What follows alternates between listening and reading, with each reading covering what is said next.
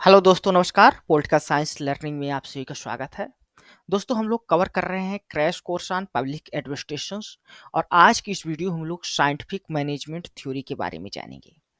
तो आइए देखते हैं साइंटिफिक मैनेजमेंट थ्योरी क्या है। जो टर्म है साइंटिफिक मैनेजमेंट, इसको कॉइन किया गया था लुइस डेमिट्स ब्रंडीज के द्वारा 1910 में। साइंटिफिक मैनेजमेंट एक प्रकार का अटेम्प्ट है to solve the problem of complex organisation that have emerge as a result of industrial revolutions and development.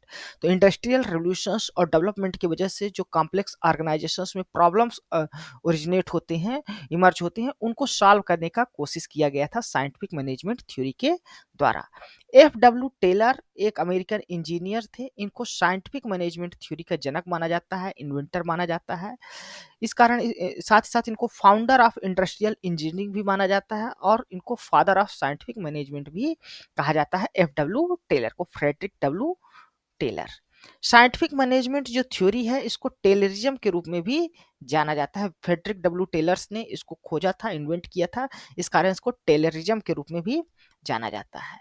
इसमें इन्वॉल्व होता है सिस्टमेटिक एंड साइंटिफिक इन्वेस्टिगेशंस, उन सभी फैक्ट्स और एलिमेंट्स का जो किसी भी वर्क को मैनेज करने के लिए आवश्यक होते हैं। इस प्रकार ये देखें तो जो साइंटिफिक मैनेजमेंट है, उसका मेन एम होता है डेवलप करना और यूज करना साइंटिफिक टेक्निक का और मेथड्स का, जो वर्क में यूज किया जाता है, किसी कार्य को करने के लिए प्रयोग में लाया जाता है। तो जो मेन एम है साइंटिफिक मैनेजमेंट थ्योरी का है, वो सिक्योर करना है higher productivity by improving organisational efficiency. Organisations की जो कार्य करने की इफिशिएंसी है, दक्षता है, उसको इंप्रूव करके सिक्योर करना है हायर प्रोडक्टिविटी, अधिक से अधिक उत्पादन हो। इस साइंटिफिक मैनेजमेंट थ्योरी के जो अदर्स कंट्रीब्यूटर्स हैं, उनमें नाम आता है फ्रैंक गिलबर्ट का, लिलियल गिलबर्ट का, हैरिंगटन का, इमर्सन्स का, हेनरी एल गैंट का और एचपी कैंडल का। तो ये नाम सभी याद रखिएगा, ये भी साइंटिफिक मैनेजमेंट थ्योरी अप्रोच से रिलेटेड है। अब लोग शार्ट में देख लेते हैं, एक दो स्लाइड में टेलर्स की जो लाइफ है और उनका करियर है, उनको बारे में जान लेते हैं। तो फ्रेडरिक डब्ल्यू टेलर्स, जिनका टाइम पीरियड रहता है 1856 से 1956 तक, 15 तक, ये अमेरिकन इंजीनियर रहते हैं जो बड़े होते हैं जर्मन टाउन पेनिनसुला वेनिया में। 20 मार्च 1856 में इनका जन्म होता है। ये स्टडी करते हैं फ्रांस और जर्मनी में। ये मैकेनिकल इंजीनियरिंग की डिग्री प्राप्त करते हैं Steven institute of technology of Hoboken new Jersey से। टेलर ज्वाइन करते हैं इंटरप्राइज हाइड्रोलिक वर्क्स, वो फिलाडेल्फिया में है, और यहाँ पर 4 साल तक वो अप्रेंटिस के रूप में कार्य करते हैं। 1878 में ये जाते हैं वर्क करने मेडवेल स्टील कंपनी में एज ए लेबर, और बाद में यही ये चीफ इंजीनियर बन जाते हैं कंपनी में 1884 में। फिर बाद में इसके जनरल मैनेजर्स बनते हैं। ये बाद में जनरल मैनेजर बनते हैं मैन्युफैक्चरिंग इन्वेस्टमेंट कंपनी में 1890 में। 1893 में ये एक अपनी खुद की ऑफिस खोलते हैं न्यूयॉर्क में एज ए कंसल्टिंग इंजीनियर्स के रूप में।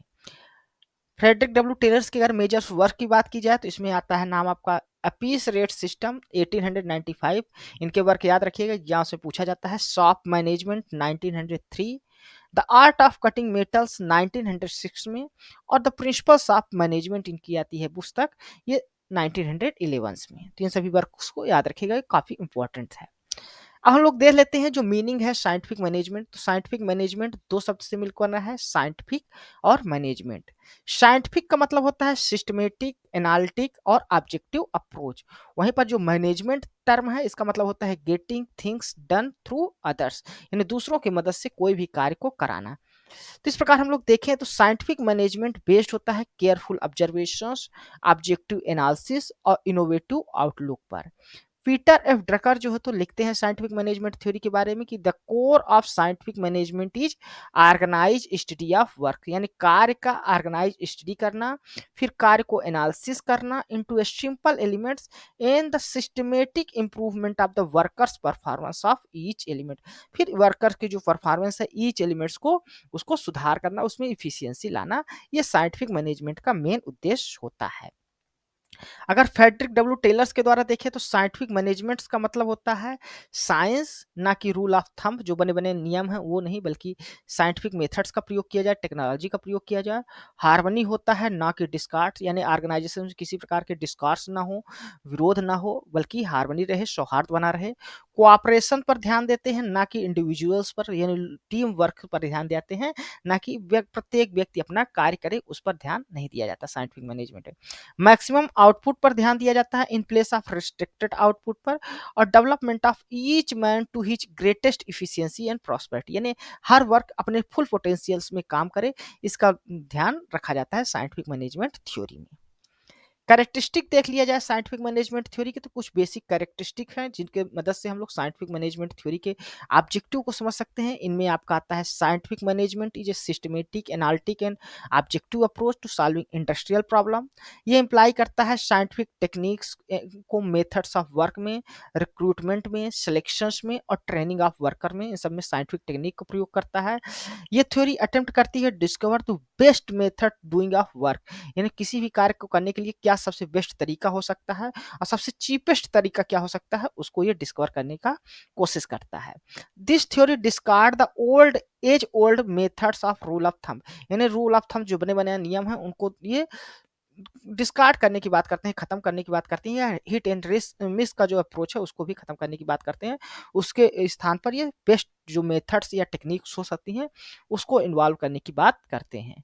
It involve a complete change in mental attitudes of the worker as well as management. तो ये जो वर्कर और मैनेजर्स होते हैं, इन दोनों के जो मेंटल एटीट्यूड्स होते हैं उनको भी चेंज करने की कोशिश की गई है इस थ्योरी के द्वारा। It emphasis all factors of production, mental, material and technology. तो ये सभी चीज़ों पर फोकस करता है, चाहे कोई भी, चाहे फैक्टर्स ऑफ प्रोडक्शन हो, मेंस हो, मटेरियल्स हो या टेक्नोलॉजी हो, सभी चीज़ों पर ये फोकस करता है उसकी इफिशियंसी बढ़ाने के लिए। This theory define the work division and specializations of employee for each work. Each work के लिए जो work divisions है और specializations है उसको भी ये define करने की कोशिश करता है। And it attempt to develop each man to his greatest efficiency and prosperity. Her man की जो greatest efficiency या prosperity हो सकती है उसको develop करने की कोशिश करता है ये scientific management।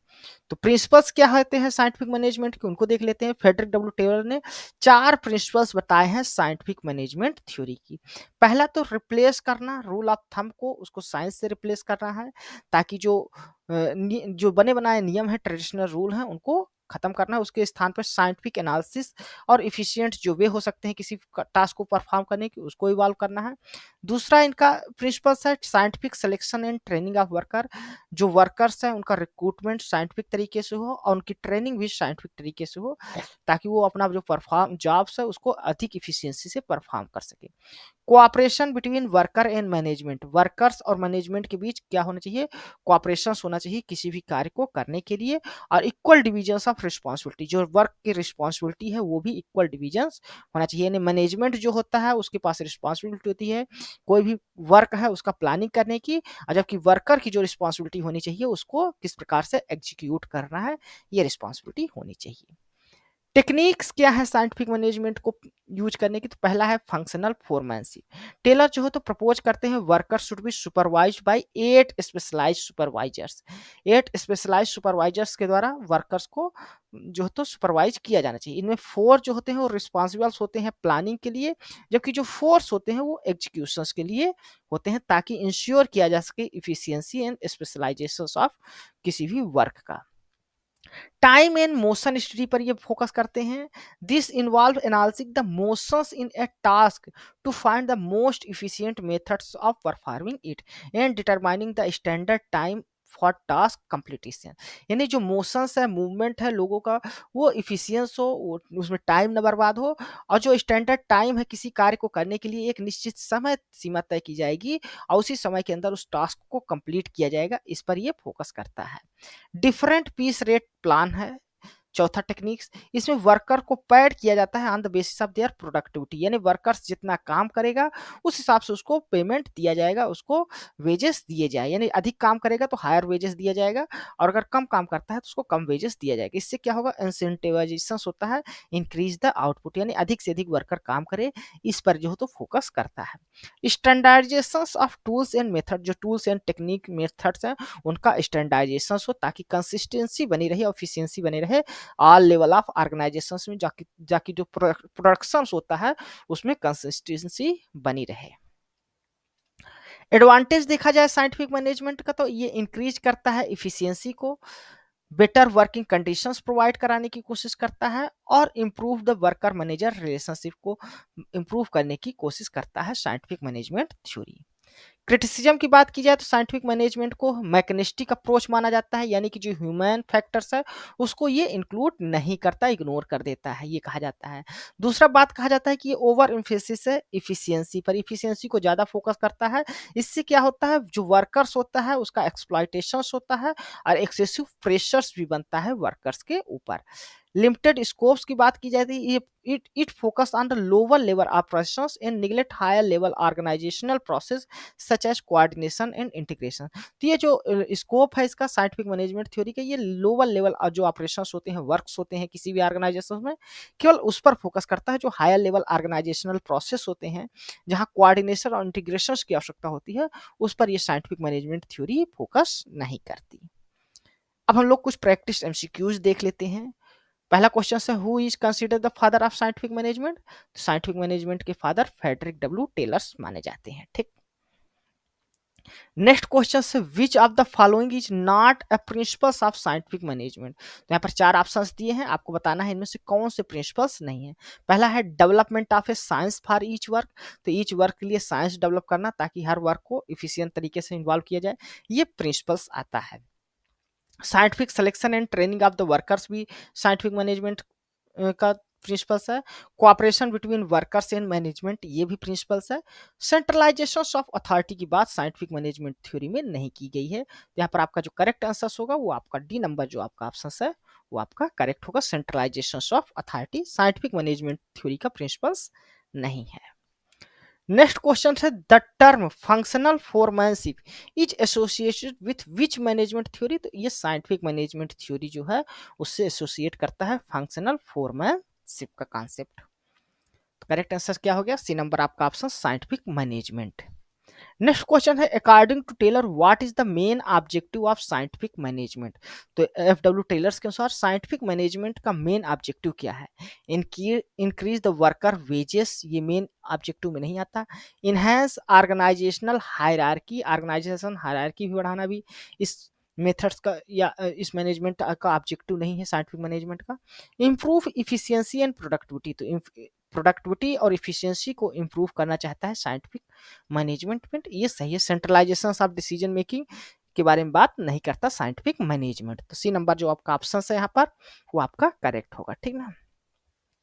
नेक्स्ट क्वेश्चन से, which technique involve breaking down task into smaller unit to determine the most efficient way to perform them? तो किसी भी कार्य को मोस्ट इफिशिएंट वे जो खोजा जाना है परफॉर्म करने के लिए, उसको क्या कहा जाता है? Motion study, time study, differentiate piece rate plan या फंक्शनल फोरमैनशिप? तो यहाँ पर आपका फंक्शनल फोरमैनशिप नहीं होगा, ना तो पीस रेट सिस्टम होगा, ना तो टाइम स्टडी होगा, बल्कि मोशन स्टडी इसको कहा जाता है, ठीक। तो करेक्ट आंसर क्या होगा, motion study. Motion study involve the analysing the motions in a task to find the most efficient method of performing it. Next question है, Taylor's differentiate piece rate plan aim to achieve what objective? तो Taylor's का जो differentiate piece rate plan है वो किस objective को achieve करना चाहता है? तो reducing the workers hour working hours, ये नहीं है। स्टैंडर्डाइजेशन ऑफ वर्क प्रोसेस, ये भी नहीं है। Increase the worker productivity by providing higher pay for higher output, ये जो है तो एक उसका एम है।